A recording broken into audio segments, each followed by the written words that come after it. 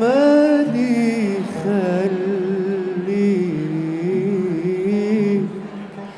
خلي هالليل حدي، ما تتركني بخاف، شو بخاف، ابقى أنا وحدي، ابقى أنا وحدي، عتمدني وضوء هالشمع انطفى، ضلك حدي ولو حسسني بدفى، صوت ولاد الحي بهاللحظة اختفى، وإن بدك تروح، وإن بدك تروح.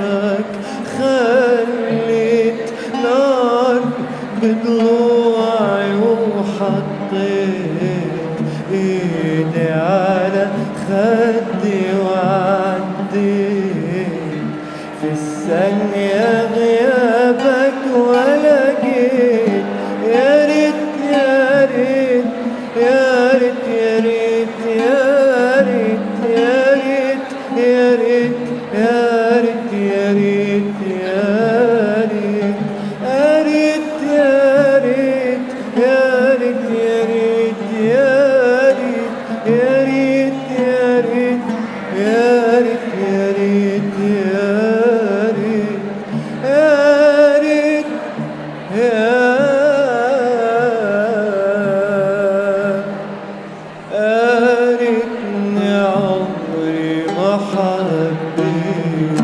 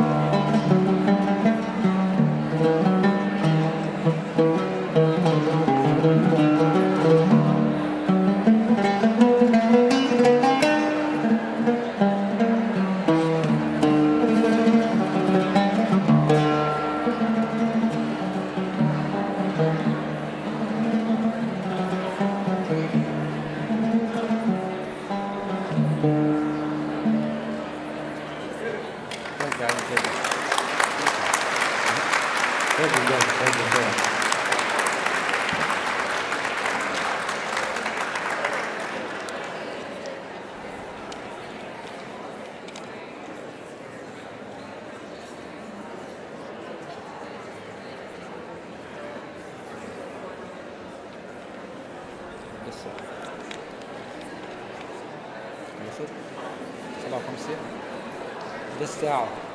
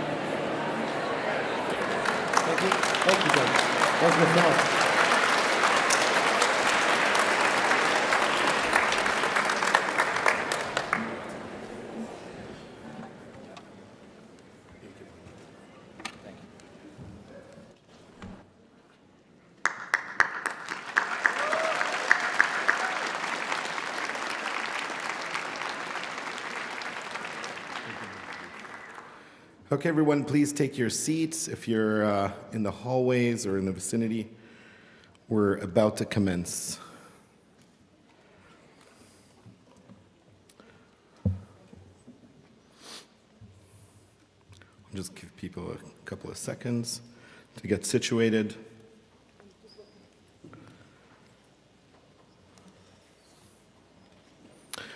Hello, everyone. How are you tonight? Yes.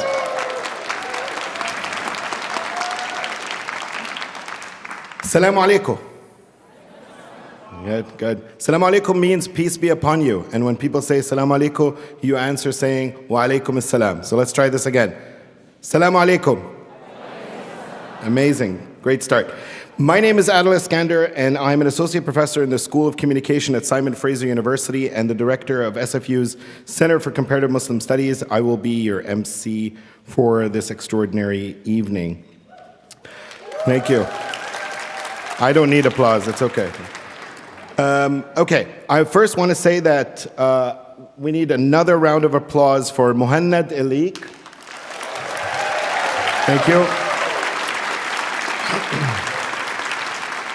Like many Syrians who were displaced by war, injustice, and discrimination, he came to these lands to build a new life.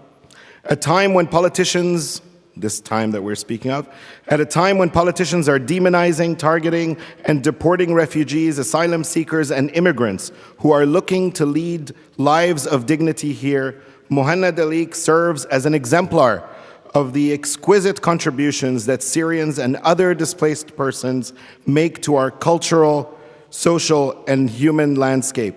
Mouhannad El-E'ek, as you have surmised, is a virtuoso player of the oud from Syria who arrived in Vancouver less than a year ago. Yes. As a self-taught musician, Mouhannad brings over 13 years of experience with his magnificent and ancient instrument and has captivated audiences in Syria and Lebanon and now here on Turtle Island through concerts and competitions. His mastery of Arabic music styles and techniques showcases his versatility and transports listeners to the Middle East, sometimes a place we long for. You can follow him on Instagram under the handle oud.vancouver. And I'm certain you'll be seeing a lot of him. So one last time, thank you so much, Mouhannad.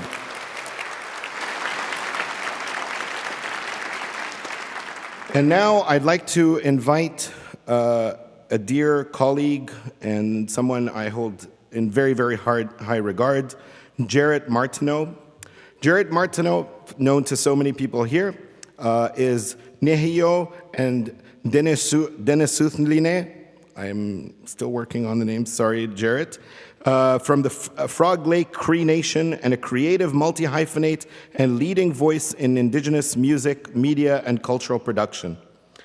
He does so much, and it's difficult to describe the work that he does, but he is currently the curator in residence at the Chan Center for the Performing Arts, and he is responsible for so much of the exquisite programming that we have here at the Chan Center, not the least of which this event today with Dr. Cornel West. So please put your hands together for Jarrett Martineau.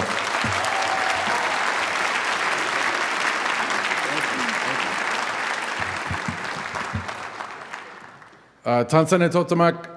Thank you so much to Dr. Iskandar, to Adel for the wonderful introduction. Thank you all so much for being here. As Adel mentioned, I'm Jarrett Martineau. I'm the curator here at the Chan Center. I'm so grateful to all of you for being here tonight. And I want to welcome you here to the unceded and occupied and ancestral homelands of the Musqueam people. I also want to raise my hands and extend my thanks and gratitude to the Musqueam for their ongoing caretaking of these beautiful lands that we share and call home, and for the collaboration and friendship and generosity that they've shown to us here at UBC, and particularly with the Chan Center in the work that we're doing together. And despite the fact that we have UBC professors that are suing the university for giving these acknowledgments, it's important that we recognize and respect these lands.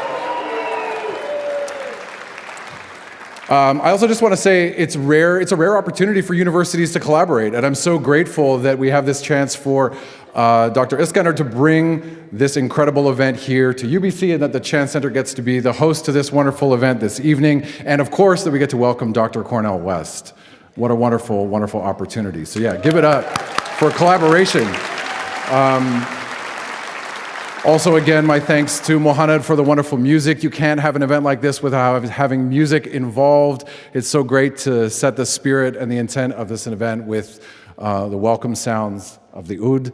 I'm so grateful that this event is happening here tonight. Very grateful to be working in collaboration and partnership with you. I hope you enjoy yourself this evening. Please come back to the Chan again and support the incredible work and conversations that are happening here in our community.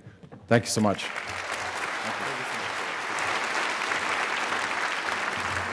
Thank you so much, Jarrett, for your kind and extremely generous words. I was going to also recognize that we are convening here on unceded and stolen Musqueam territories. At SFU, we are on the unceded and stolen territories of the Musqueam, Squamish, and Tsleil-Waututh peoples. And just a few years ago, as Jared mentioned, territorial acknowledgement was not a practice. And in fact, the obfuscation of settler colonialism served as a norm in this country. And just as we begin to finally move beyond the tokenistic and performativity of such expressions to demand justice both on Coast Salish territories and other indigenous lands, including in Palestine, there are now voices calling for the abolition of even the most benign expression of solidarity. They are determined to silence shame. They are determined to silence the first prerequisite to justice and reconciliation, which is truth. So we will continue to acknowledge and speak these truths, or in the tradition of Edward Said's legacy, speaking these truths to power.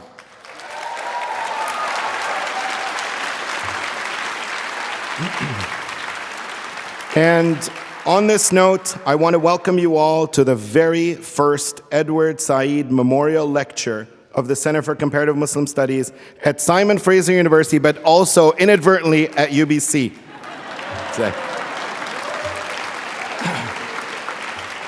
We are immensely grateful to the family of the late Professor Edward Said and his estate for granting us his towering name to attach to this annual memorial lecture. This lecture will serve as an opportunity to reflect and build on the scholarly, academic, intellectual, and activist legacies of the late Palestinian-American literary critic, Professor Edward Said. To introduce audiences to Edward Said today is to narrate the story of Palestinian self-determination in a time of genocide. Born in Jerusalem to Palestinian parents, Said grew up in Cairo and traversed an Arab landscape that was in rapid change before pursuing his academic career in the United States. For over 35 years, Edward Said's name became synonymous with Columbia University, a university in the news quite often these days. In fact, today's concerted political attack on Columbia University, best described by Timothy Brennan, Said's former student, biographer, and Columbia professor. In his article published just last week in the Chronicle for Higher Education, Brennan called what's happening today Columbia's war with the legacy of Edward Said. In essence, the university is at war with itself, not just Said. And not just Columbia University, but all universities everywhere, it seems, that have been touched by Said's criticism. From his landmark works, Orientalism and Culture and Imperialism, to his discipline-defining Beginnings or World, the Text and the Critic, the blueprints for academic activism like Representations of the Intellectual, to his Palestine interventions in his enormous oeuvre, from the question of Palestine and to his autobiographical works After the Last Sky and Out of Place. From literary theory to cultural studies to area studies to post-colonial studies and the humanities, Said's outsized contributions are immeasurable. Here and there, at the Center for Comparative Muslim Studies, I'll keep traversing this weird spatial kind of arrangement. It's disorienting, but also really refreshing. At CCMS, our work is informed by Said as we attempt to foster academic and public discussion and understanding of Muslim societies and cultures. As we shift the analysis from notions of a singular religious landscape defined by Islam as an ossified historic moment to illustrate the multiplicity of Muslim cultures, contexts, and experiences that inform and enrich diversity in global societies. Here and there, I should stop saying here, that's it. At the Center for Comparative Muslim Studies, I'd like to thank the people who make this center work, the dynamos that make it tick, the reasons why we are able to run up to 50 events a year and fill academic spaces regularly. Our CCMS coordinator and dynamo, Kylie. Thank you, Kylie, for everything that you do. Three exquisitely valued and yet embarrassingly underpaid research assistants, the Renaissance man Parsa Ali Rizai. Thank you, Parsa. Our award-winning videographer and in-house David Lynch. That's not his name is Joseph Metsula. Okay. And our community outreach and Muslims in Canada archivist, Oromia Ali. And not to be forgotten, We also have Elise, who helps us out very, very often and helps us continue to do this work. And our communication guru, Joel Lee. Thank you, Joel. Now, all this work is supported by a stellar steering committee comprised of Drs. Tamara Soma, Yildiz Atasoy, Janice Jong, Spiros Sophos, and Tamara Mustafa, some of them are here, others couldn't join us. And a large number of affiliated faculty from across SFU who enrich our university, city, and global scholarship with their dynamic research and exquisite instruction in their respective fields of knowledge. But before I continue, I must thank our co-sponsors. There's a whole lot of logos here. I'm sorry, we're going to go through it because a lot has been invested in this, so I just want to take a moment to go through these. And this is in no particular order, I apologize.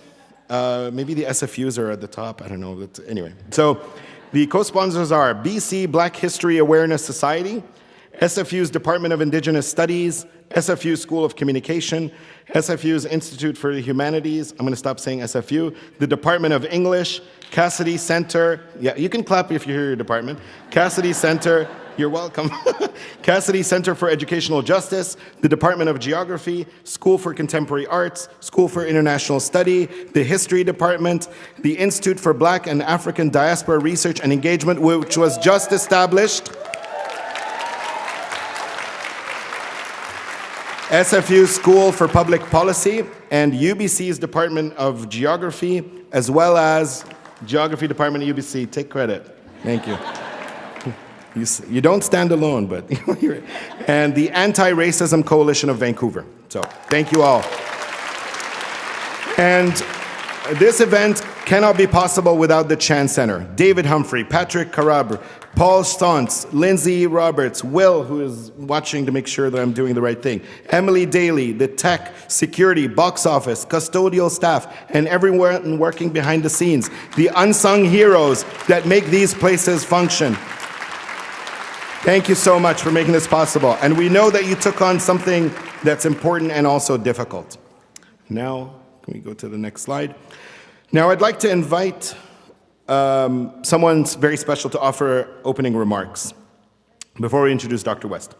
Like our magnificent oud player Mouhannad El-E'ek, Mamadou, who you'll meet shortly, also came here escaping dire predicaments.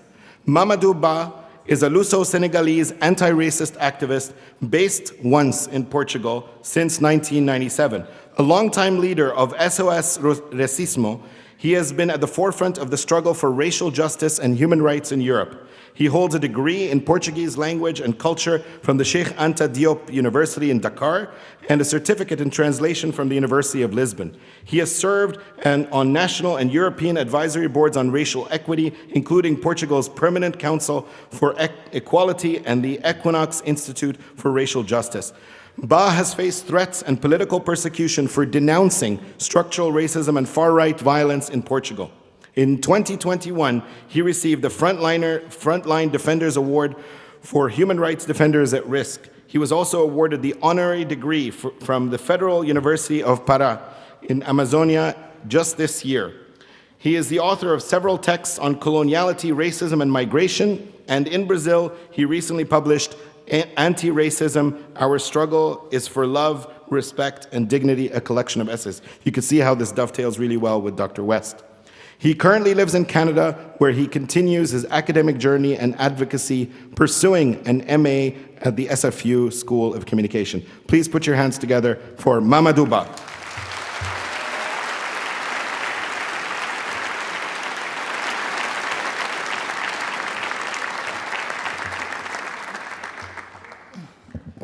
Good night, everybody.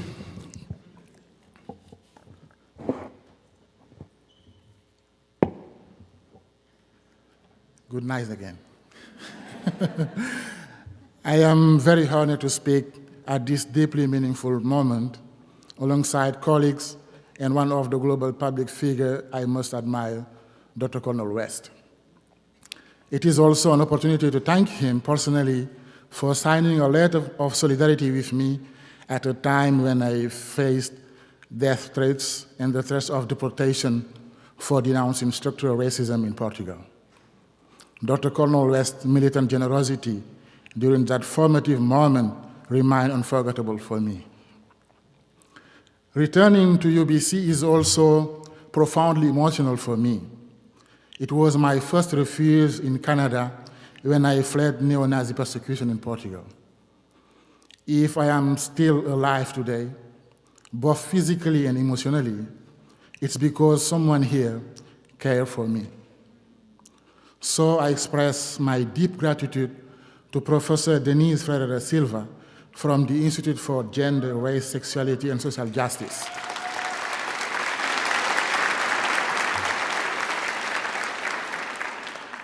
Dr. Silva saved my life by restoring my hope, freedom, and dignity. Her support is proof that academia can be a space of love, solidarity, and the rescue of humanity. I naturally extend this gratitude to all my classmates and other teachers, such as the tireless Dr. Pilar Galano. We, non-white people, especially Black and indigenous peoples, we know that racism is above all a project of expulsion, our expulsion from the very idea of humanity. We also know that academia has often legitimized this project.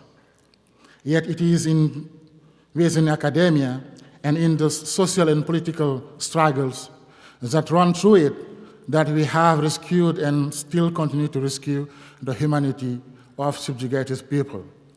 Today, most urgently, that of our Palestinian sisters and brothers. Academia must be a democratic trench committed to human dignity and incompatible with imperialism, racism, capitalism, colonialism, misogyny, and the normative heteropatriarchy. No democratic society is viable under racism, especially racial capitalism. Likewise, academia too cannot be viable if it does not embrace the centrality of race in understanding structural inequalities.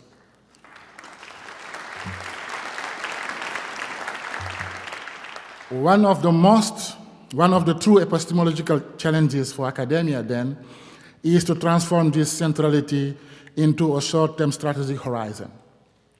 Speaking of love and dignity draws me even closer to Brother Cornel West. We share not only our Blackness, but a moral imperative that compels us to stand for equity and against injustice everywhere and in any circumstances. The title of my book, published in Brazil, Anti-Racism, Our Struggle is for Respect, Love, and Dignity, expresses the conviction that we can only fully realize our humanity when it is lived through those values. I am fully aware that the color of my skin does not define me as a person, but I also know it defines my place in a racist society. So, in these times of genocide in Gaza, of migrant persecution in the United States and Europe, and of resurgent reactionary ideology, I recall Dr. Cornel West's words in the preface to my dearest sister and comrade Huria Botelja books, Whites, Jews, and Us. Dr. Cornel West wrote, and I quote, "The challenges of revolutionary love consist of the powerful intellectual case against imperial innocence and a poignant cry of the heart for an indigenous revolutionary politics, a politics that is absolutely anti-patriarchal, anti-capitalist, and anti-imperialist, grounded in the doings and the suffering of colonized people. It comes as no surprise that our present moment of escalating neo-fascist regimes, tightening patriarchal practice, and neoliberal free market ideologies have thrown the left and progressive voices into a panic. And such a panic makes it difficult to have a robust and painful dialogue about whiteness, Zionism, patriarchy, and empire," end quote. Sadly, time has proven Dr. West right. We now live under the threat of an empire controlled by a neo-fascist figure surrounded by a clique of extravagant billionaires madly committed to turning our lives into commodities. I came from the Black radical tradition, influenced by Audre Lorde and many others, thinkers like Amilcar Cabral, James Baldwin, and Frantz Fanon. And as a grandnephew of Mamadou Ba, a resistant fighter against Nazism, who was executed by the Nazi army in December 1943, and he was known by them as the Black terrorist, I am a visceral anti-racist, an unwavering internationalist, and an uncompromising Pan-Africanist. In the centenary year of Fanon and Lumumba, two of the greatest figures of colonialism and imperialism, two of the greatest figures of anti-colonialism and imperialism, it is important to mobilize their legacy to integrate the struggle for the liberation of Palestine into the global struggle against colonialism and imperialism.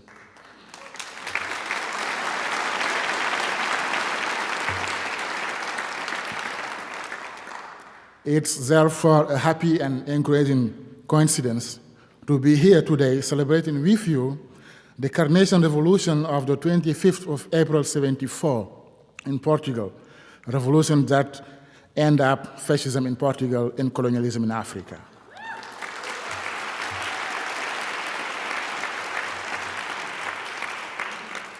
Just as Pan-Africanism was historically in gene of anti-colonial liberation in the 50s, 60s, and 70s, anti-racism today must stand as a steel wall against apartheid and global genocide, from the Black youth genocide to the Palestinian people.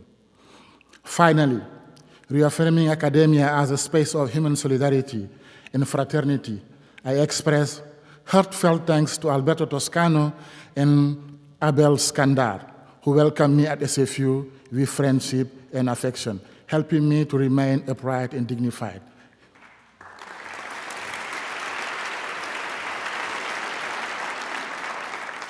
As a body territory, a body circumstance, a body situation, a body history, for whom a politics of death fed by hatred was designed, I rise as a body of dignity. Every anti-racist act I carry out is an act of love for humanity, or what our keynote speaker, Dr. West, calls leading with love. Thank you.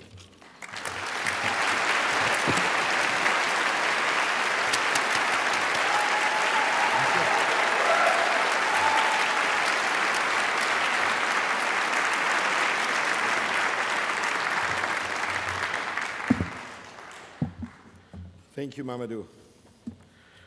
Literally defining what it means to be an organic intellectual. Thank you. Okay, sorry, lost my... So now, I think the moment is upon us. Dr. Cornel West, affectionately known to so many as Brother West, is the Dietrich Bonhoeffer Chair at Union Theological Seminary.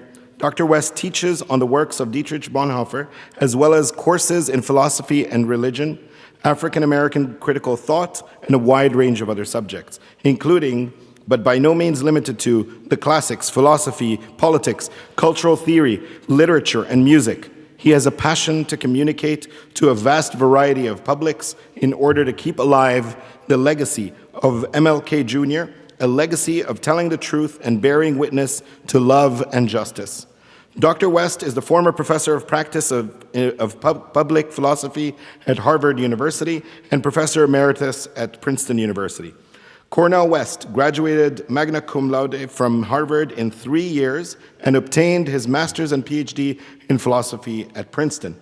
He has written over 20 books and has edited 13. He is best known for his classics, Race Matters and Democracy Matters, and for his memoir, Brother West, Living and Loving Out Loud.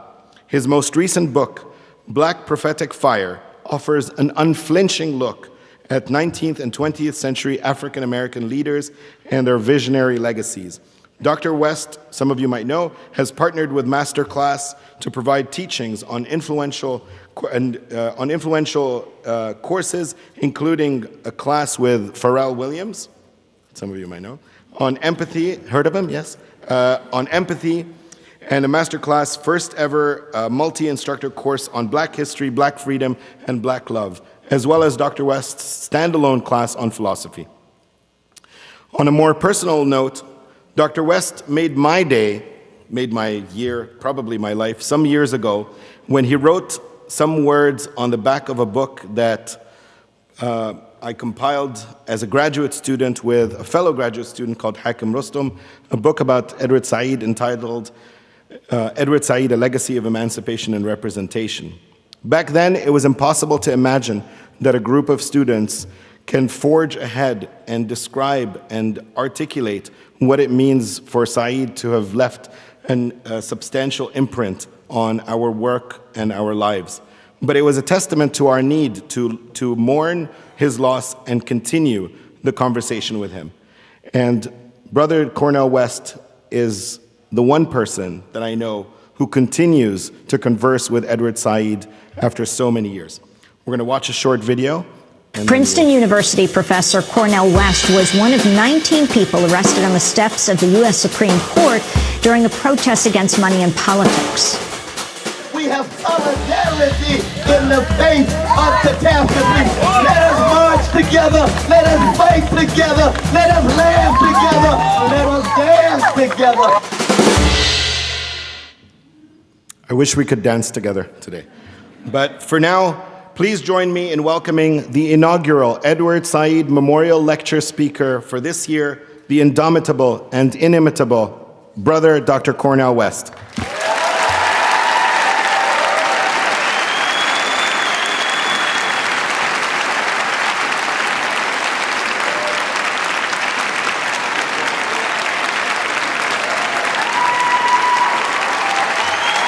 Oh, what a blessing to be here. This is Vancouver University of British Columbia. Oh, what a blessing. What an honor.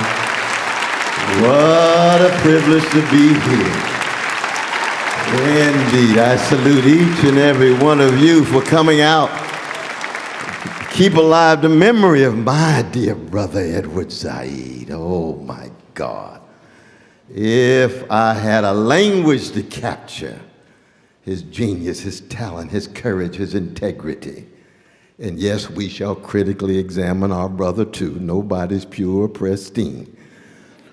But I must say that to be able to be the first to give this memorial lecture and dialogue on Edward Said means the world to me. It's so rare I get a chance to come to Vancouver. It's a beautiful place, but it's a long way from Harlem, the USA. There's a lot of chocolate folk in Harlem, y'all know that. And there's some beautiful vanilla folk in Vancouver, and indigenous peoples and chocolate peoples across the board, oh yes. But where is my dear brother Adel, distinguished Professor Iskandar? There he is. Give it up for this brother. Give it up for this brother.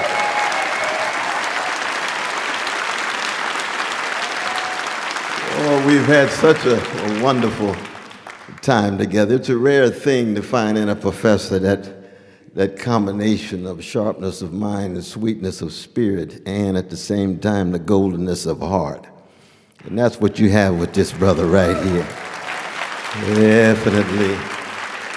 And it couldn't be just a matter of being from Egypt. Now, I don't want to get too nationalistic about these things. Edward Said taught us that our courage, our vision, our integrity, our willingness to serve is never a function of just skin pigmentation, a gender, or sexual orientation.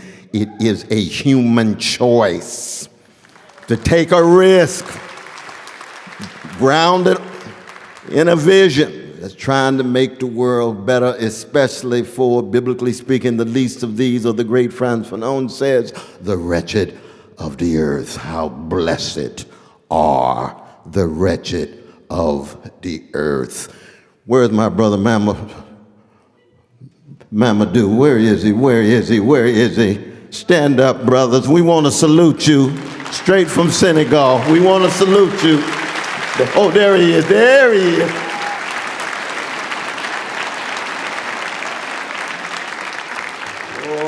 I tell you, these repressive apparatuses trying to hunt people down all across the world, be it the U.S. empire, be it in Canada, or be it in Harlem, but we still stand tall. We straighten our backs out.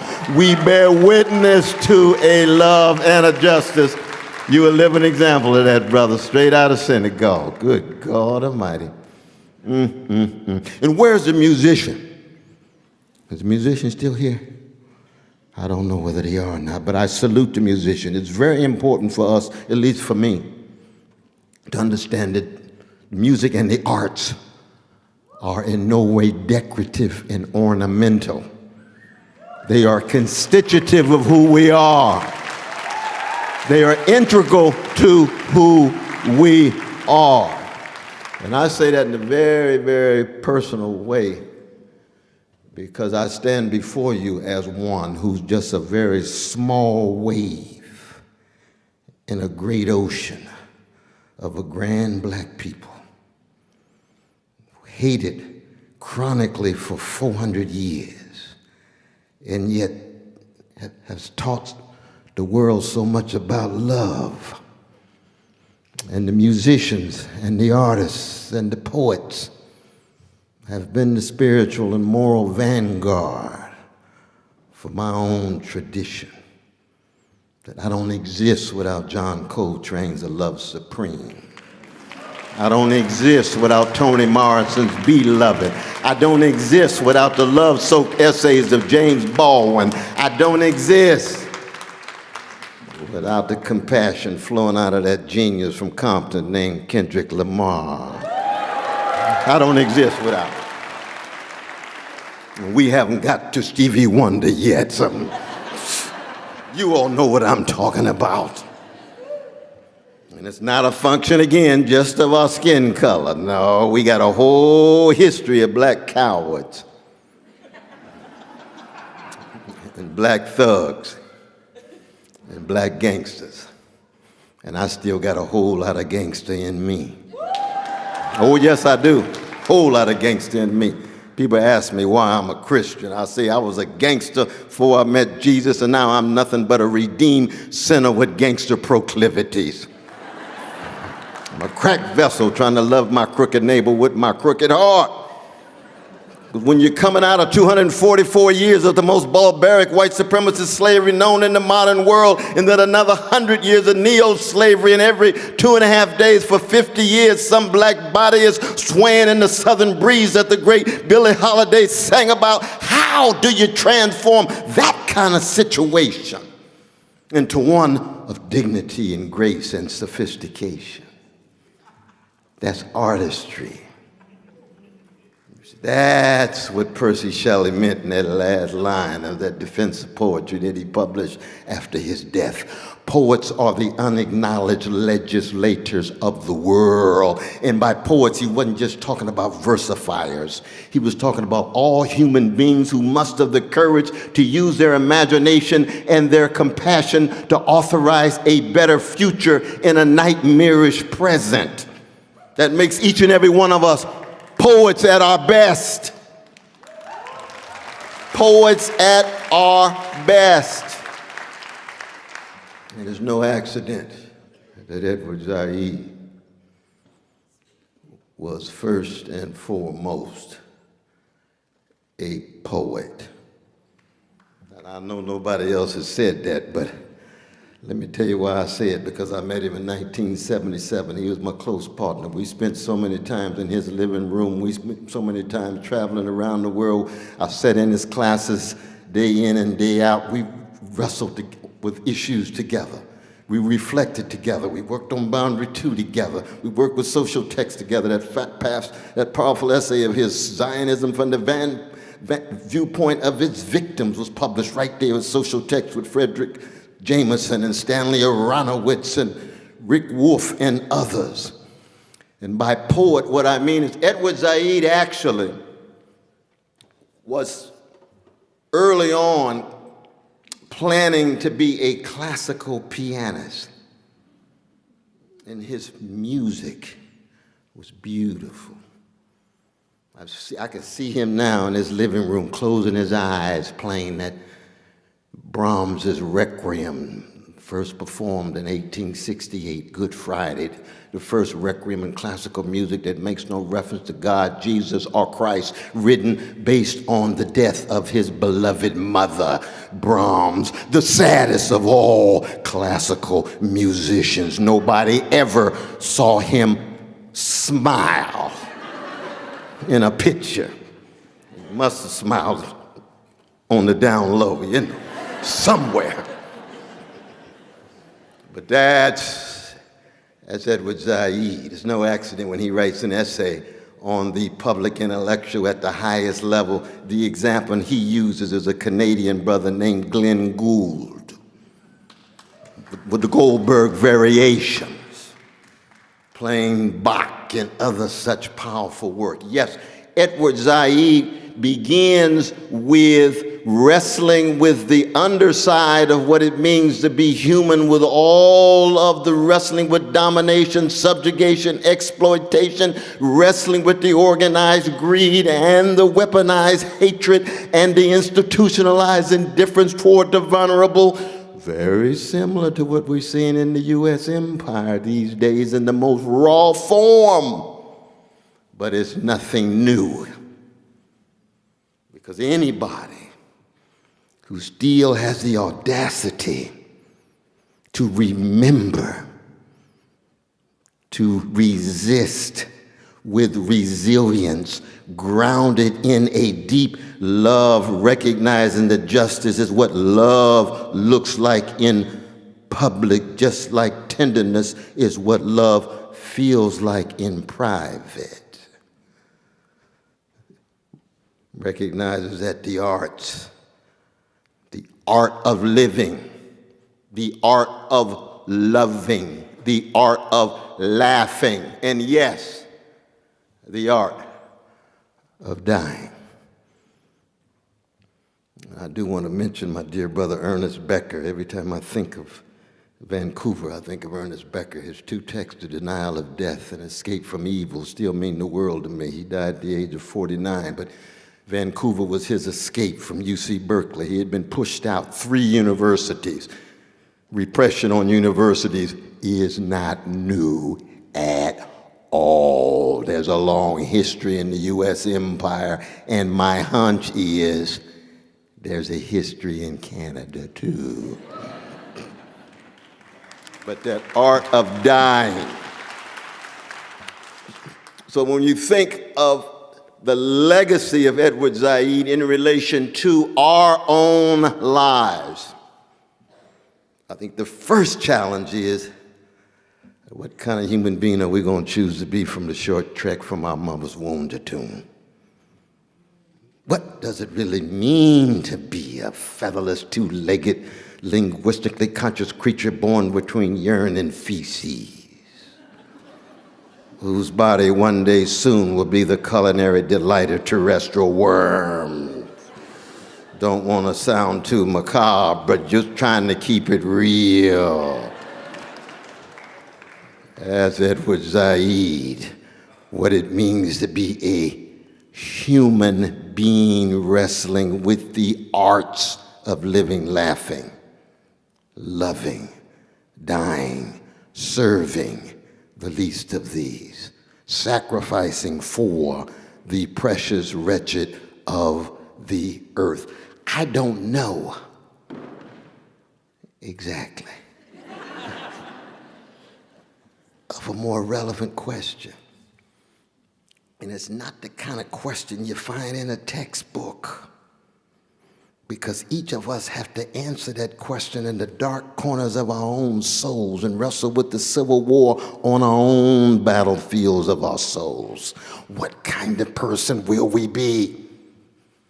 When I first met Edward Said, it was very clear to me that he was clear about his vocation, even as he was changing over time. Now, he was a different kind of brother than I was, because I grew up on the chocolate side of Sacramento. I'm a product of Irene and Clifton West on that chocolate side, the West household. I come out of the prophetic Shiloh Baptist Church with Willie P. Cook. I was deeply shaped by the Black Panther Party and was rooted in James Brown and Willie Mays. When I met Brother Edward, he'd gone to Mount Hermon prep school. I didn't know what a prep school was until I got to Harvard, you know. Princeton undergrad, writing that magnificent thesis on the moral vision of André Gide and Graham Greene. Those are two towering figures. Gide, one of the great towering French men of letters, of course, and Graham Greene writing about the ugly American. And sitting at the end of that text was Edward's favorite, Joseph Conrad, The Heart of Darkness. Kurtz, wrestling with the inability to come to terms with the rich humanity and creativity of the majority of people on the globe, but represented in that novel with precious Africans and the barbaric forms of European imperialism. This is 1899. Europe has yet to grow up and wake up. Lo and behold, so much of our prosperity is predicated on keeping these precious Africans subjugated and exploited. Yes, that's the young Edward. And it took a while. Born in Jerusalem, as was noted, 1935. Pushed out in 1948 with the Nakba. And these days, in some universities, if you just mention the term Nakba, you're called an anti-Semite. I say, call me anything you want. I want to tell the truth. Doesn't make me better, doesn't make me special. The condition of truth is to allow suffering to speak. Everybody's suffering, no matter what the context of country or color.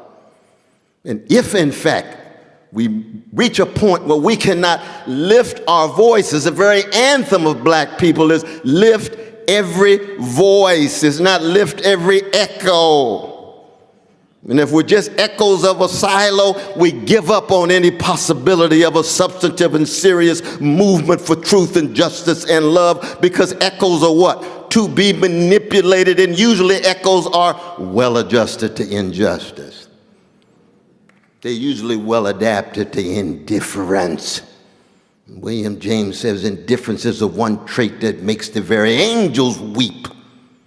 Rabbi Heschel says indifference to evil is more insidious than evil itself. And it's no accident that in the U.S. empire, I don't know Canada that well, I just got here.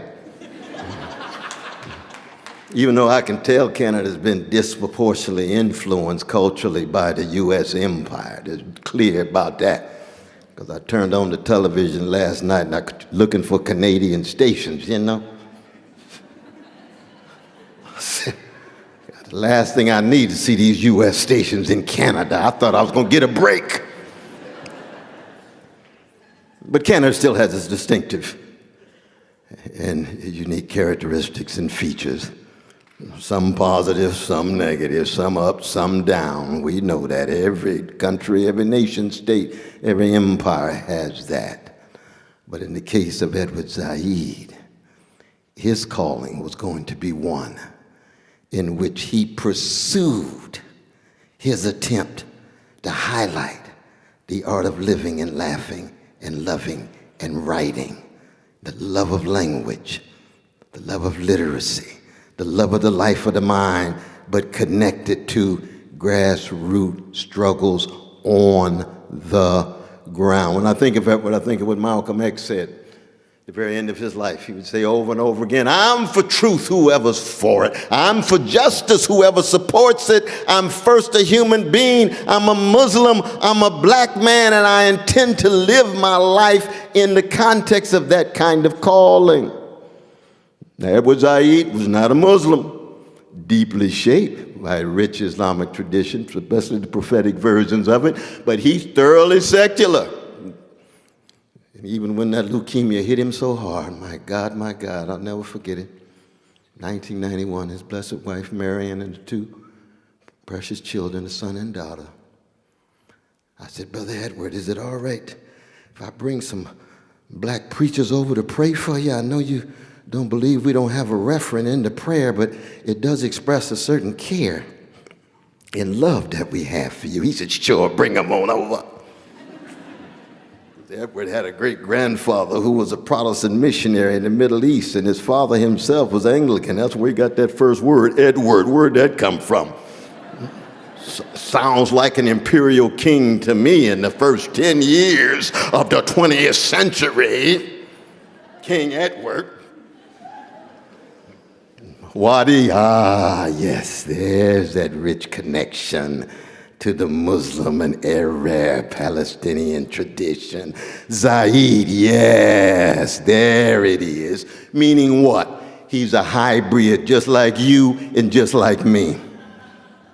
The intersection, Athens, Jerusalem, Medina, Mecca, Baghdad, Tehran. We can go on and on and on. On the way to Timbuktu. Hybrid. No one of us tied to one tradition, one legacy. Now, granted, the years spent at Princeton under his favorite literary critic, R.P. Blackmer, who dropped out of high school when he was 16 years old, became one of the most important literary critics of European modernism, the founder of Hound and Horn and Cambridge in '32, and close friends with Wallace Stevens and T.S. Eliot and Ezra Pound and company. That's who Edward studied with at Princeton. And you ask Edward who his favorite literary critic was, he'd always say over and over again, Blackmer, Blackmer, Blackmer. Not a lot of talk about that these days. Let's be honest to who he was. And then from there to study with Harry Levin, the first Jewish professor of comp lit at Harvard. They remained friends until the death of Harry Levin. Edward writes that powerful dissertation on Joseph Conrad, then makes his move to Columbia. And actually has Lionel Trilling and a host of others running interference for him. When he arrived, one or two of them thought he was Jewish because they'd never met an Arab or a Palestinian. That's how thoroughly invisible precious Arabs and Palestinians were at that time. And of course, when Edward reached the end of his life, what did he say? I'm the last Jewish intellectual in America, other than my dear brother Noam Chomsky and a few others. Most of our Jewish intellectuals have become suburban gentry, accommodated themselves to empire, accommodating themselves to predatory capitalist processes, and accommodating themselves to versions of Zionism that refuse to take seriously the rich humanity and creativity of Palestinian brothers and sisters. That's Edward Said. You can imagine. Oh, you sound like an anti-Semite. No, it's a compliment. It's a compliment. It's just like saying if I'm the last blues man, even if I can't sing, the last blues man, it's a compliment. Because to be a blues woman or a blues man is to be able to confront catastrophe. That's what the blues is all about. Catastrophe lyrically expressed, catastrophe artistically transposed and transformed. It is about encountering honestly catastrophe and then working through it in such a way that you still got so much style and a smile that a B.B. King song of The Thrill Is Gone or Nobody Loves Me But My Mama and She Might Be Jiving Too touches your soul. That's not just a song.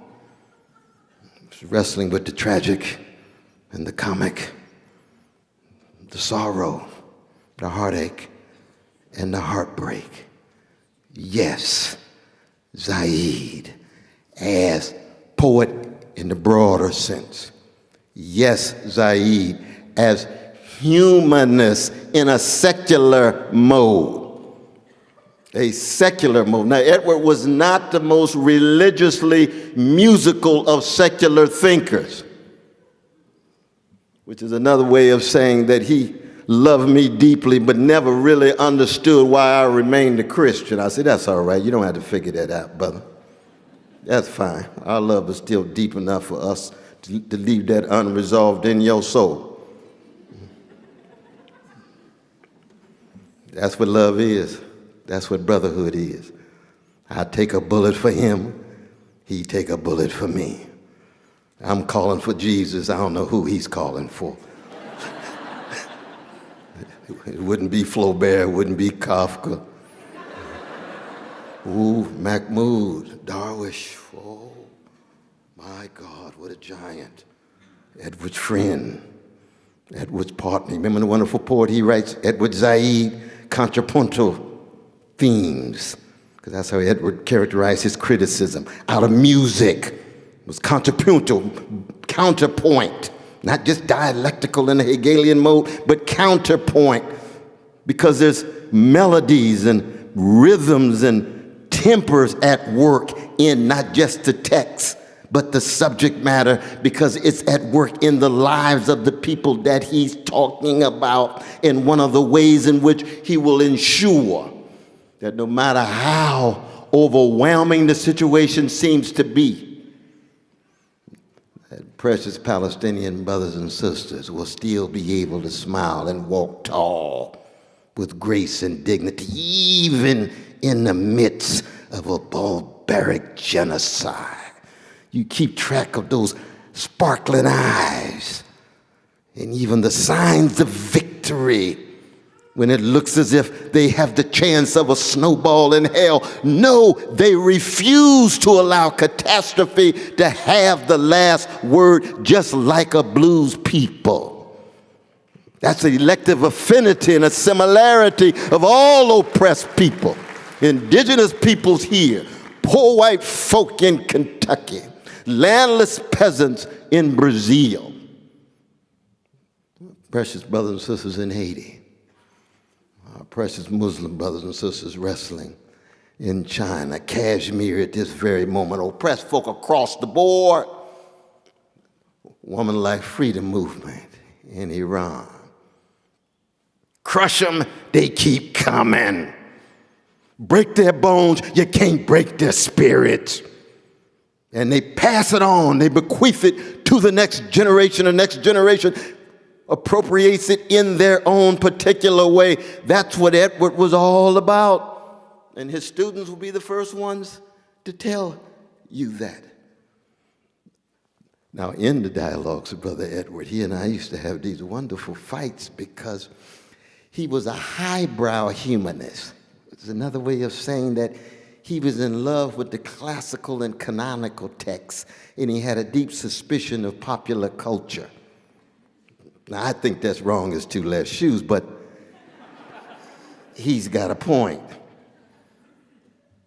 Because there's a cultural and a spiritual war that's been going on, intensified in the last 50 years to flatten out and marketize and dumb down so much of the creative products of those who come from poor sections of town or chocolate sides of town.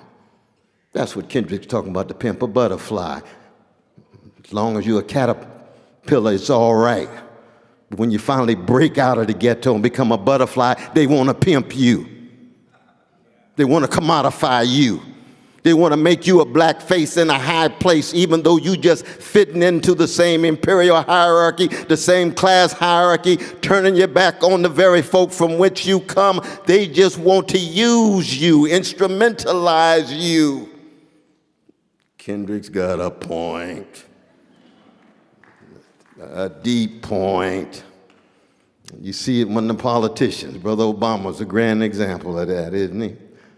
A high, beautiful black face in a high place with fighting 7 wars simultaneously, walking around with a peace prize.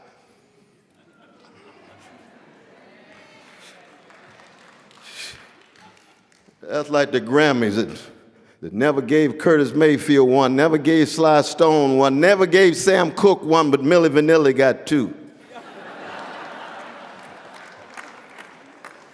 Where's the truth? Where's the fairness? Where's the justice? You don't look for the mainstream in terms of acting as if they are the authority. They are the fundamental point of reference. And in this moment of such grimness and dimness, let us never, ever, ever begin our analysis by being obsessed with either our foes or those structures coming at us. We have to fall back on the richness of our traditions that empower us and enable us, and then we confront the structures of domination. Then we confront the forms of oppression. But if all you can do is talk about being oppressed and being degraded, you just end up a parasite on somebody else's host. You have no power. You don't talk about where you're going until you ground yourself in your ROOTS so that your ROUTES, the routes that you take, are going to be appropriating the best of your roots. Then you move and rise like eagles with wings, and people wonder, how is it that these oppressed people, how is it that these hated people, how is it that these terrorized people, how is it that these traumatized people just keep coming with style and power? Where do they get it from? All we got to do is ask our indigenous brothers and sisters who've been dealing with a war against them for over 400 years incessant, and they still walking around with their style and their power. But they're human beings like everybody else, which means they demand critical accountability. Because you could be an indigenous person and move right to the top of Canadian society, and the next thing you know, you just another peacock walking around showing your foliage. And peacocks strut because they can't fly. All you need is just be some exemplar of success of a corrupt system so that somehow you try to act as if those who are subjugated are living through you. No. Solidarity shatters that. And that's what Edward Said was about. Oh, yes, he was. That's why when he appeared on national television at the threat of death every day, you all know the story about the bodyguards in front of his office, and he was viciously attacked. And they had to have bodyguards every day he went to his office at Columbia University, the same Columbia University that recently so thoroughly capitulated to the gangsters in the White House. You see, shame, oh, it's a shame. But they're not the only ones. More and more universities, more and more law firms, more and more professional managerial elites are capitulating. Nothing wrong with being honest about how you strategize, but when it comes to massive capitulation, that's the last thing that Edward Said, in the best of his legacy, would want. And that's why he went to that office every day, even after he was informed of the leukemia that would kill him the last 12 years of his life. We found out in 1991, of course, he died September 24, 2003. 67 years of what? Trying to be a truth seeker, trying to be a truth speaker, not just to the powers that be. That's crucial. But also to the very community that produced you. He had to speak truth to fellow Palestinians. That's why he struggled with Arafat. That's why he struggled with various figures in Palestinian leadership as a member of the Palestinian National Council and had to leave that council because he saw too much lack of accountability based on his love of everyday Palestinian brothers and sisters and siblings. And then the more difficult thing, and this is something that we all always wrestled with Brother Edward. I can remember being in the living room with Iqbal Hamad, who was Edward's close friend, Pakistan. In those days, Christopher Hitchens actually was on the cutting edge. He got confused late in life. We won't go into that right now. Alexander Cockburn, Noam Chomsky. You have to muster the courage to speak the truth to yourself. It's not just to the powerful. It's not just to the people you're willing to live and die for. You got to speak it to yourself. You're right back to being a poet and an artist. Every poet and every artist, if they're not speaking the truth about themselves, they sanitizing and sterilizing and deodorizing the funk in their life. And I come from a people that believes not just in keeping it funky, but the funk is where the love, the freedom, the hurt, the pain, the stink, and the style come from. And the last thing one ever needs, and I used to tell Edward this all the time, brother, given all the style you have, your elegance, your grace, if you are not true to yourself, then you disarm and disempower yourself in terms of being, in the language of John Coltrane, a force for good. So that when you engage in your acts of solidarity, community related to struggles for justice, especially from the underside of any society or empire, you got to bring all that you have. Or to put it in theological language, kenosis, self-emptying. You've got to empty yourself. You've got to sacrifice yourself, not in a narcissistic, masochistic way, but recognize if you're not taking a risk, then you're not pushing yourself enough. And you can't do it by yourself. You have to do it in solidarity with others. It's an intellectual calling, so you got to tell the truth about the organized greed of predatory capitalist processes and the various forms that it takes and why it's so vicious in its attacks on working people and poor people, be it the neoliberal versions of the war against the poor and working people, or be it now in the U.S. empire, the neo-fascist versions trying to convince a slice of working people that somehow they ought to scapegoat the most vulnerable rather than confront the most powerful. And they begin with brown immigrants, they begin with black folk, they begin with precious gays and lesbians, they begin with precious trans, they begin with Muslims, they begin with Palestinians. And part of our challenge these days is how to remain true to the deep humanist commitment to the fact that each and every person, and I use my Christian language here, has a sanctity and a dignity that no social system can ever take away. And we are committed to that in every nation, every empire, looking at it from the vantage point of poor and working people. Yes, it's moral. Yes, it's spiritual, but it's not ephemeral. Spirit has a materiality because it has consequences and effects in how we live our lives and how people come together. Morality has a material effect on how we live our lives. That's where courage comes from at its best. That's where determination comes from at its best.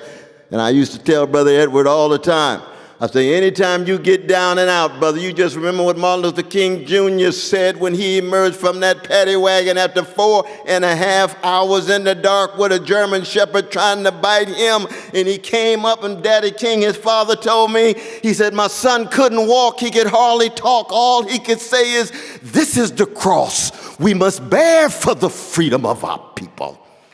That's concrete. That's real. That's fleshified. That's what love is. That's what struggling for justice is. That's the willingness to take a risk. That's the willingness to put somebody else's need higher than your own, not because you so much better. He was a cracked vessel like anybody else. And Edward understood that with those death threats every day. And of course, we shared our stories about the death threats, about the folks showing up at my house, putting a gun to my wife's head and with shotguns waiting in the driveway. Yes, doesn't make us better, doesn't make us worse. That goes with the territory of trying to be truth seekers and truth tellers in a sick country with its corrupt political system, but still has potential if, in fact, poor and working people could come together and be able to organize and maybe come up with vision and strategy and tactics. We don't have the strategy and tactics at the moment. It's just a matter of surviving. But we're going to have it. And if we can't come up with it, we hope that those who come after do. Because most folk like myself just won't be around that much longer. Of course, I should have been dead a long time ago. We won't go into that right now. But I'm not in a hurry, but I'm ready to go.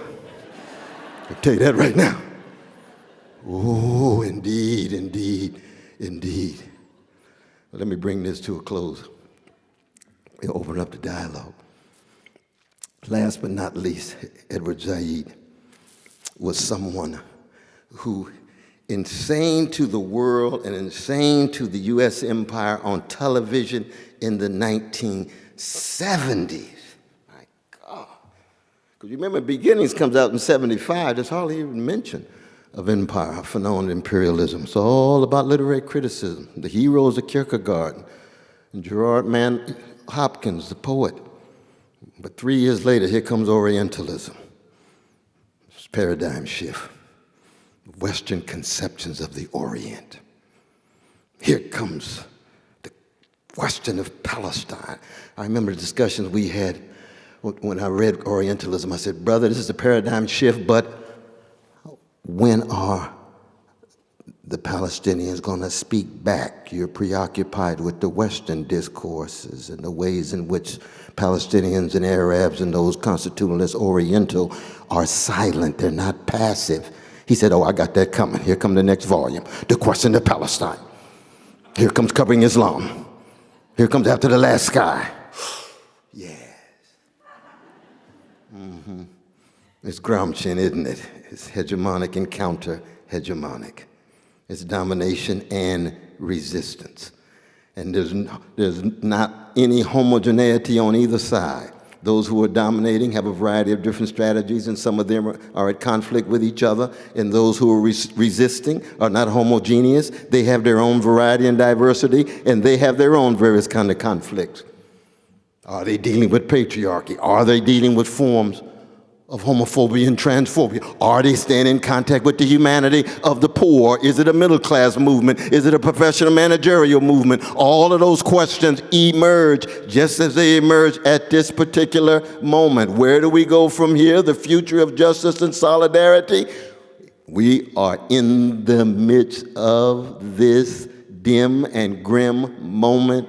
And the first thing we always do in the tradition of the black freedom struggle is Sankofa, which is you begin by building on the best, just like a reptile biting its tail, the best of the past, holding at arm's length the worst, intervening in the present, telling the truth about the present, no matter how nightmarish it is, and recognizing that history is always unpredictable. It's incomplete. It is unfinished, no matter how dim it looks. But you could imagine from the rubble of Gaza, it's about as dim as it gets. My God. Sudan. My God. So many other places in the world today, and we can go back. Enslaved Africans. Armenians dealing with genocide, Jewish brothers and sisters dealing with genocide. We can go on and on and on. Yes, so much of human history is the history of organized hatred and greed, domination. Hegel said history is a slaughterhouse, it's a slaughter bench. Edwin Gibbon said it is little more than the register of crimes and follies and misfortunes of humankind. But Edward Said says what? One of the most fascinating phrases in his corpus. He says, I am driven by an unstoppable predilection for alternatives because I believe that through non-coercive knowledge and sacrifice and courage, we can change the world. And one sees that in the history of Palestinians, but not only there, but in the history of oppressed people around the world. That's Zaid. That's that Gramscian optimism of will, but pessimism of the intellect. What is the ground of it, Edward? I'm not sure, Brother West, but I know it's not God. Appreciate the honesty. It's not the moment for disagreement. We in the foxhole together. You are my comrade, you are my brother. Then and now here, the University of British Columbia. Thank you for being able to reflect on the legacy of my dear, dear brother Edward Said, and let's have our conversation, let's have our dialogue.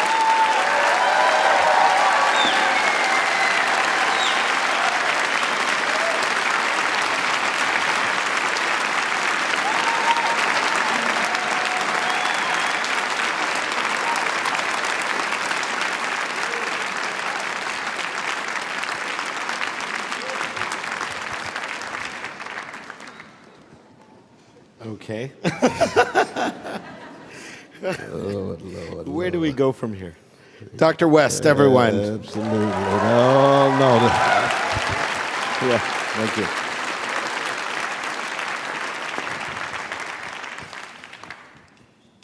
I definitely didn't want to stop you. You're a little over time, but... Was I over time? That's okay. Oh, so No, every minute counted. I No, I don't appreciate it. wanna No, I love that. hold No, for, that's but sometimes amazing. when the That was spirit hits, though, it just, extraordinary. Extraordinary. Chronos is just kind No, of subordinate to Kairos, you know what I mean? Yeah, absolutely. Thank you so kind, much, Dr. West. Thank you so much. Okay, so we're going to have a conversation, and I know we're going to try and pack a lot in this short amount of time. I want to let everybody know that on your way in, you saw that there were books outside. We want to save a little bit of time so that Dr. West can get an opportunity to sign books for those of you who want to purchase them. But I will say that you can also pose questions to Dr. West using this QR code. Just scan it, or you can use the website with the hashtag. Actually, it has literally like a hashtag in front of it, so hashtag Dr. Cornel West. So feel free to send it. You are really on the cutting edge of technology. Well, I'm not a communication scholar for that. No, I'm just kidding. This is all venue stuff. Thank you, Chan Center, for making us look good. Thank you. So I'm going to pose a question that came from a dear colleague that we'll hear from shortly. African-American studies, or black studies, has been at the forefront of struggles for democracy as you described and write and think and reflect on, and you've described today. But it is increasingly under ideological and administrative attack in a very systematic way. Is black studies still important? And how do we strengthen it in the current moment? If the answer is yes, how do we strengthen it in the current moment? We got to keep in mind, though, you see, it's not primarily about black studies. It's a wrestling with the truth. It's tied to the suffering, you see. So that when we think of black studies, again, we know it's not monolithic, right? There's some truth-telling, and some black folk lying. They don't want to come to terms with the plight of, especially in my country, in my empire, or not my empire, but... You're taking credit for the empire? No. I'm in the empire, but not of it. I'm in, but not of it. But if you're not telling the truth about mass incarceration, if you're not telling the truth about 2 out of 5 black precious babies living in poverty, if you're not telling the truth about the ways in which so many black folk work a job and still live in poverty, and it's only about the upward mobility of the professional managerial class in the black community, you're not telling the full truth. Now, if that's your version of black studies, then just admit it's highly truncated. It's more and more sounding brass and tinkling cymbal. It's more and more hollow. Now, when we were struggling against apartheid, legalized and so forth, you had the black community as a whole because you had the black bourgeoisie, you had the black middle class, all living in the same community, and therefore their struggle against white supremacy had consequences across the board. That's no longer the case at all. When you read that powerful chapter of Frantz Fanon, The Pitfalls of national consciousness. We know this is the case in terms of the so-called ex-colonized countries, when the neo-colonial elites come in and act as if they're speaking on behalf of the whole nation and can't say a mumbling word about the poor in their own supposedly emancipated societies. That's what Fanon was getting at. Same is true in the United States. So when we talk about black studies, you have a political and ideological struggle going on within black studies. I was talking to a brother about Brother Cedric Robinson's text of black capitalism. I guess probably out there somewhere. Who was that? Yeah, it was in the green room, but I remember his name. It's Parsa. Yeah, absolutely. Almost certainly Parsa. And I mean, Cedric has no monopoly on the truth, but he's got some crucial truths to come to terms with, you see. But it's always a concern with the least of these, with the poor and working peoples. And more in mainstream discourse, they just don't count. It's like watching television in the United States. Precious Palestinians don't count. They don't matter. No matter how many precious babies are killed. You got all the talk about universities. 13 universities destroyed and demolished, and not one university professor can say a mumbling word about those universities destroyed, and they could talk about universities being sacred. I say, get off the crack pipe. Quit lying. You don't have a commitment to truth in universities. It's just on your side of town you're concerned about those universities. That's the kind of struggle in black studies, and that's true for any studies. Feminist studies, womanist studies, anti-homophobic studies, and so forth and so on. There are certain truths, but the truths themselves have to be consistently wrestled with so that it's not so selective that you're downplaying the struggle of other peoples. And this is true in all forms of hatred and ideology.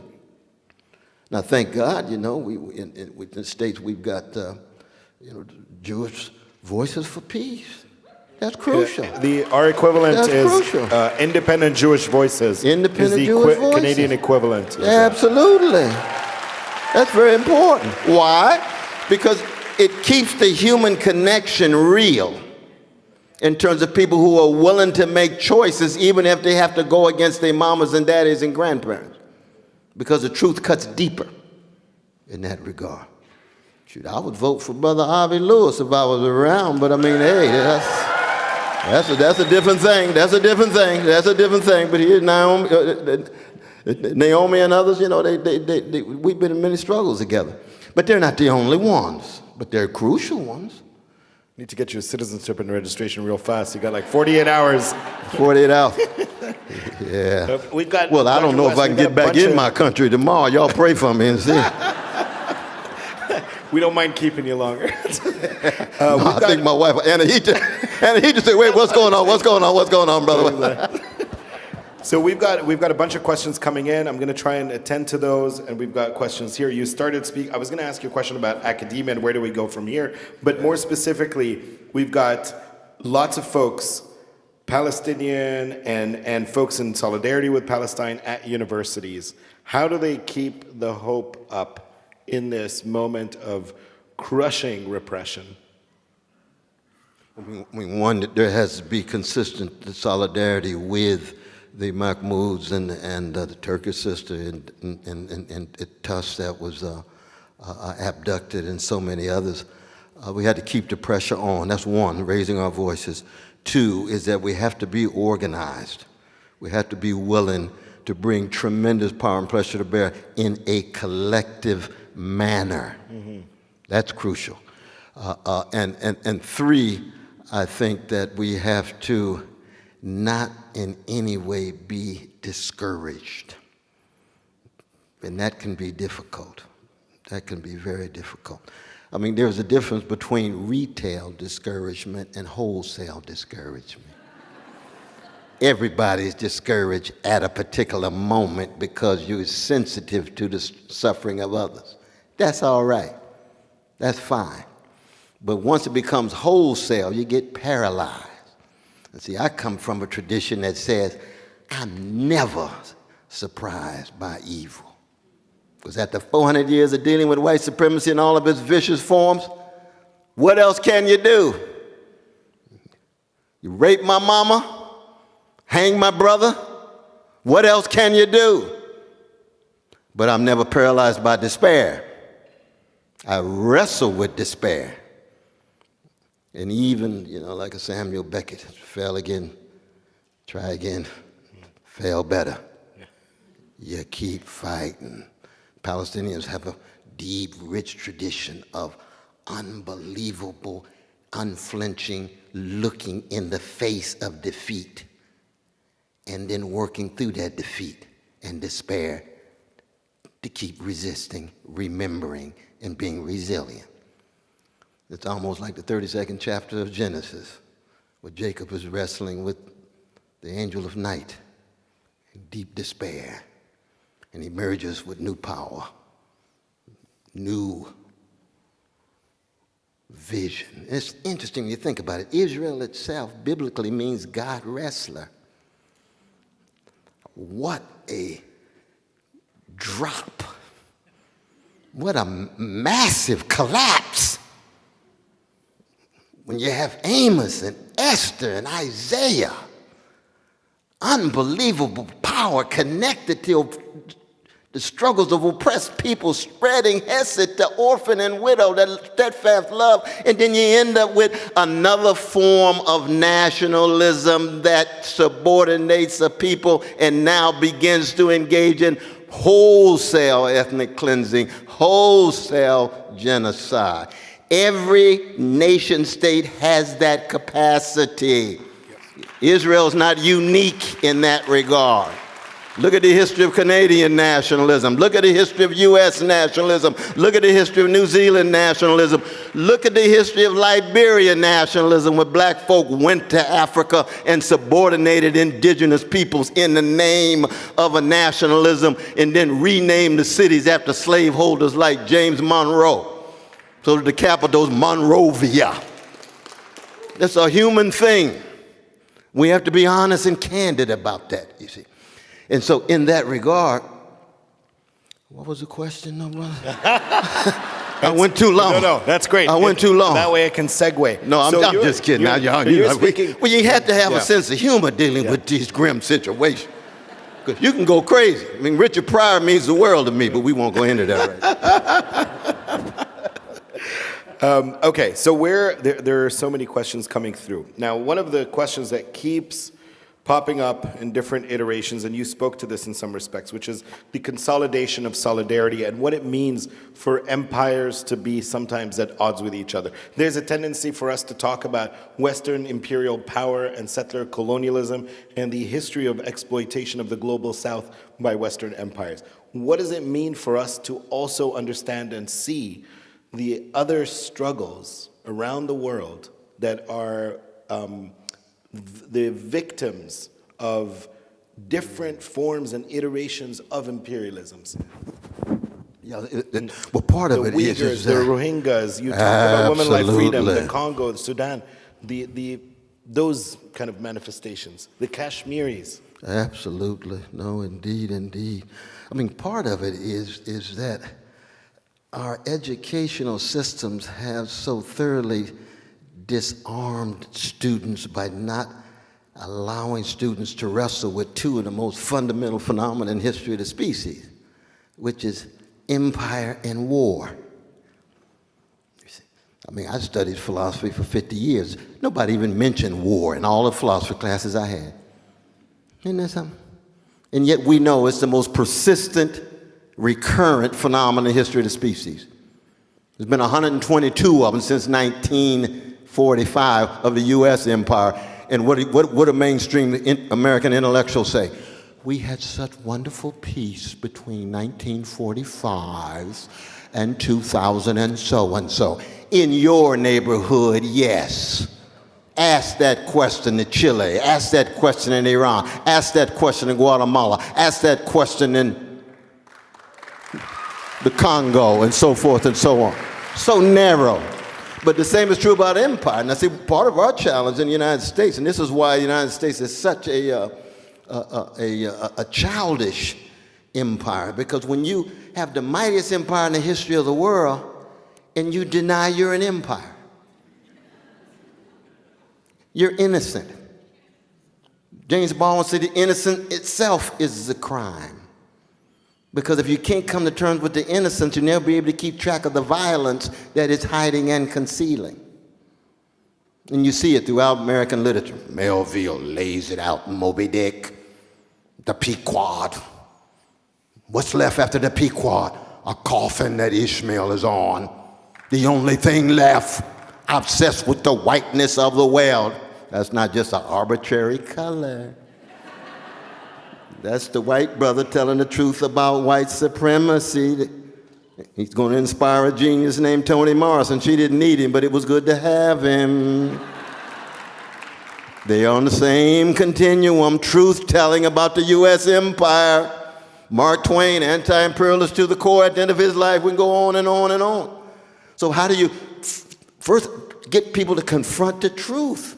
If you have a weak-willed truth about yourself, then you're going to end up sliding down a slippery road to chaos. Now, the gangster in the White House about as closely related to truth as I am dancing in the ballet company tonight in Vancouver. But he's not alone. Biden wasn't on the cutting edge either. These political parties across the board in the U.S. empire are so colonized by big money, obsessed with a mainstream. And 1 out of 3 of U.S.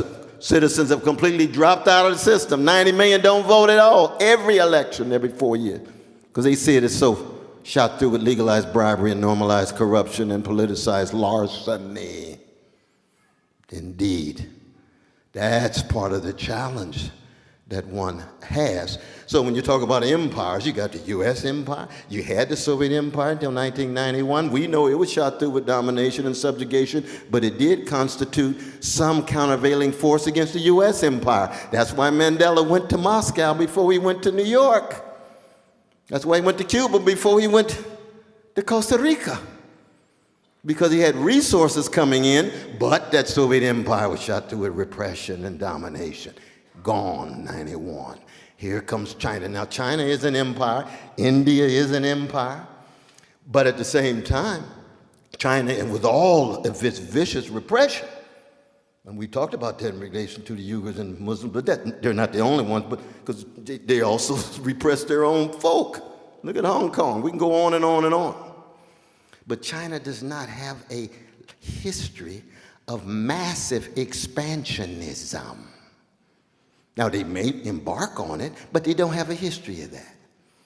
United States does not exist without its dominant myth. And what is the dominant myth of the U.S. empire? Frederick Jackson Turner said what? Frontier. What is the frontier? It's the line of demarcation between the civilized and the so-called barbarians. So there's moral regeneration through violence as you expand and expand and expand. That's one reason why Musk wants to go to Mars. Because the notion of having to expand, growth itself goes hand in hand with what it means to be a USAer. That's what Gatsby meant at the end of that great novel by F. Scott Fitzgerald. Gatsby believed in the green light. It's always go, go, go, go, go. Tomorrow will be better. Tomorrow will dominate. Tomorrow will conquer. Tomorrow we'll be able to even have more land resources for us. That's the worst of America. That's not all of America. Well, thank God we got some countervailing voices, but that's the worst.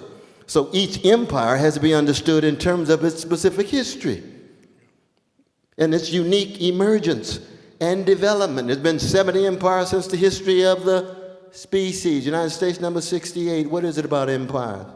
They come and go. They don't endure. They don't last. And often it has much to do with military overreach, corruption of elites, the powerlessness of the citizenry, hungry for a tyrant and a strong man in order to provide some order in light of the implosion and the collapse and the decay and the decline in the community's lived experience, quality of relations, and quality of communal life. And that's what the United States is wrestling with right now. There's no doubt about it. Can we bounce back? We shall see. Some of us going to go down swinging. Some of us are going to go down swinging. We're going to keep fighting. We're going to hold up love and integrity and honesty and freedom and wounded healing and joy spreading. Why? Because that's how we choose to live. That's how we choose to die. What else can you do? What other options do you have? Dr. West, this is the last question, and then we'll give people an opportunity to meet with you and hopefully get copies of the books.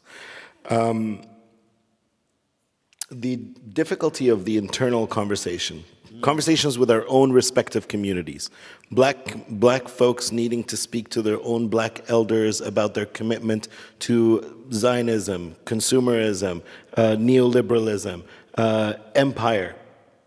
The same is true, Muslim leaders also subscribing to some of those, commitments to the evisceration of these communities.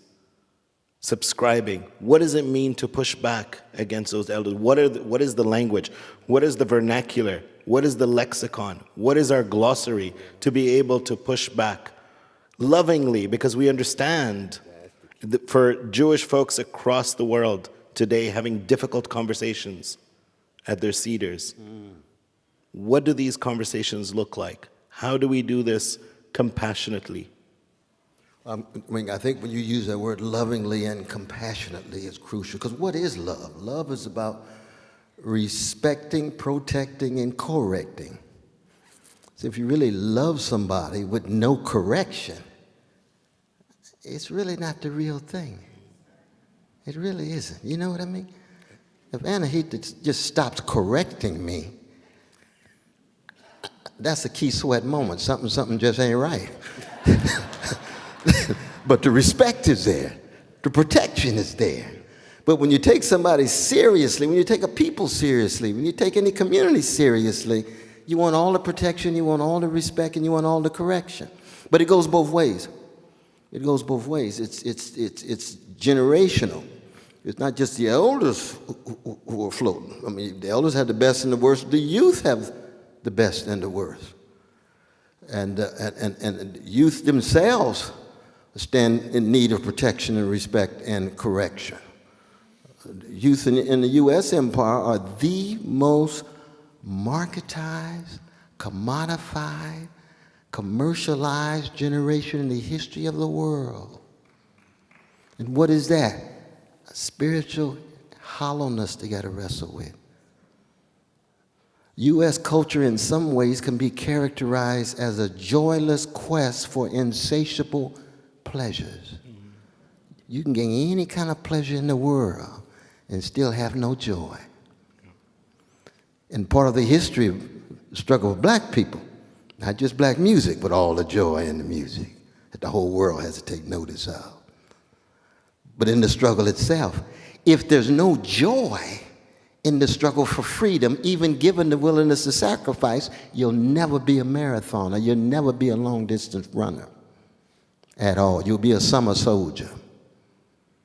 And at this moment, we need all-season soldiers, those who are willing to come together across the board. And I'll say this, even in terms of the point of allies. I mean, a lot of the young people come up to me and they say two things. They say, Brother West, we love your brand. We love your brand. I say, I ain't got no goddamn brand at all. My people came to the New World branded with barbaric slave ships and slave auctions and slave plantations. I got a cause. I don't have a brand. A brand is a market strategy. A cause is something you live and die for. And then the other thing is, well, what about our allies, our white allies and our brown allies and so forth? I said, I don't believe in allies at all. It's human beings who come together and in the context of struggle, earn respect. With Miles Davis and his quintet, playing some beautiful songs on Kind of Blue, one of the greatest jazz albums in the history of the world. He turns to John Coltrane, he say, blow train, blow train. Then he turns to Bill Evans on the piano. He's a vanilla brother. He doesn't say, we're gonna see what the white ally sounds like. He's in the goddamn band.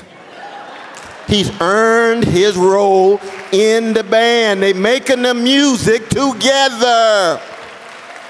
The same is true with Sly Stone. They got a white brother playing the drums. You think Sly gonna turn around and say, now we got the white ally gonna give us a drummer song? No, Gregory's part of the band, y'all.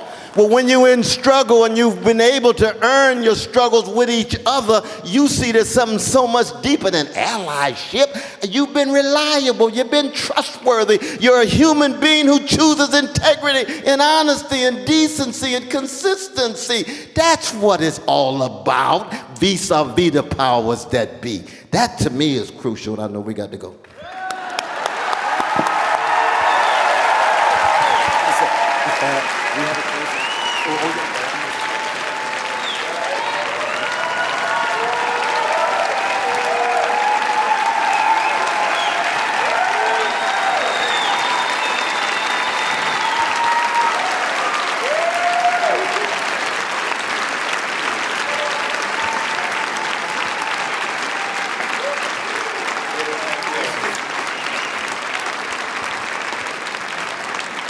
So I would like to invite someone very special to offer closing remarks.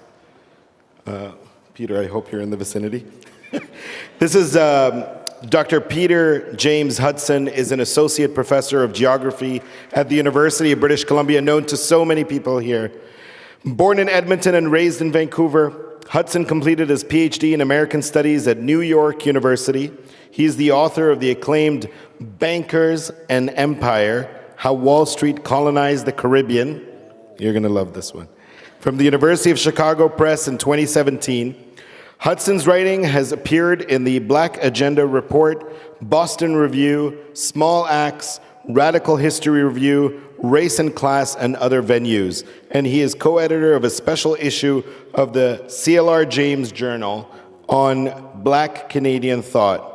Hudson's current project is entitled The Disinherited, Haiti and the History of Capitalism. Please join me in welcoming Dr. Peter Hudson.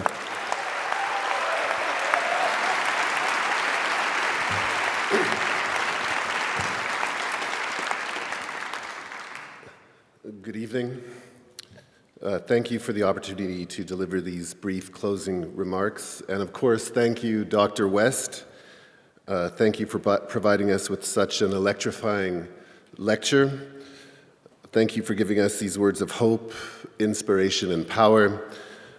Thank you for speaking at a moment that often appears to be without hope, a moment of neither inspiration nor power, a moment that often appears to be a new, terrible nadir in the history of the struggle for freedom and justice. But I also want to thank you for the work you have done for so long before this evening. For those of us who have followed the movements of Dr. West for decades, for those of us who had followed his writings and lectures on race and democracy, on philosophy and politics, on theology and the problems of modernity, on faith, justice, and revolution, on both nihilism and hope, what we always found in Dr. West was a seeker of truth and freedom, who has embodied and understood that famous quotation from Walter Benjamin, the great German Jewish philosopher who died fleeing the advance of the Third Reich. Benjamin wrote, and I know you know this quotation, "The tradition of the oppressed teaches us that the state of emergency in which we live is not the exception, but the rule." Dr. West has always recognized the state of emergency as the rule, as the norm. He has always lived in the state of emergency, and he has never ceased advocating for the oppressed, the downtrodden, the marginal, the wretched of this burning earth through the emergency. In this, Dr. West is in many ways an exception in the university, an anti-academic, an intellectual outsider, a bold, maverick thinker. But he also represents tradition. He represents the continuation of a long tradition of African-American writers, musicians, singers, scholars, preachers, and teachers who saw beyond the nadir, who lived through the state of emergency, and whose lives were dedicated to the oppressed, often at great personal cost. And although it may be a forgotten subterranean or penumbral history, I want to remind everyone gathered here tonight that that great African-American tradition is not foreign to these shores, to Vancouver or the University of British Columbia, despite the surface vision of the Vanilla City.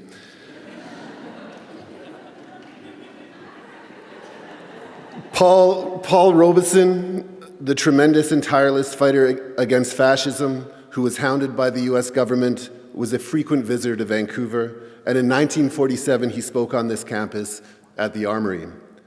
Langston Hughes, people's poet, radical, and weary traveler, read in UBC's English department in 1958. James Baldwin, divine novelist and essayist and tireless and unerringly ethical voice of the marginal, received an honorary Doctor of Letters from the University of British Columbia in 1963. It was Baldwin's first university degree. And in 1992, some of you may remember this, Dr. West's late friend and comrade Bell Hooks almost caused a revolution in Vancouver when she gave a series of talks around the city on race, class, and gender. Now, to this list of Paul Robeson, Langston Hughes, James Baldwin, and Bell Hooks, we can now add Dr. Cornel West.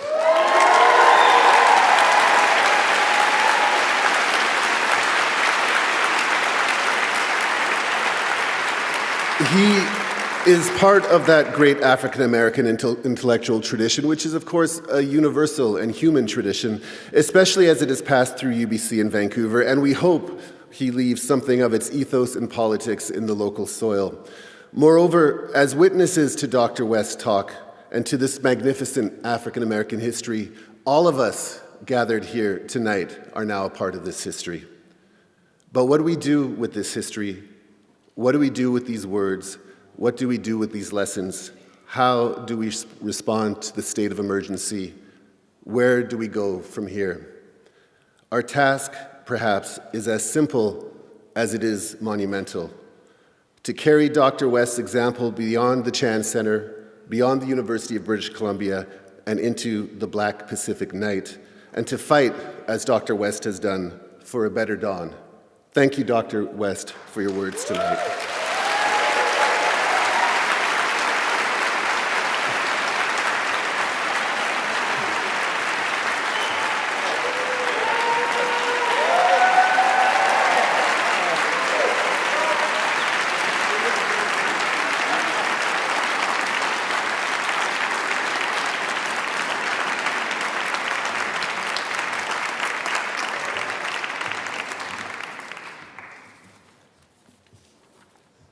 And thank all of you for bearing witness and for taking on this great task. Good night.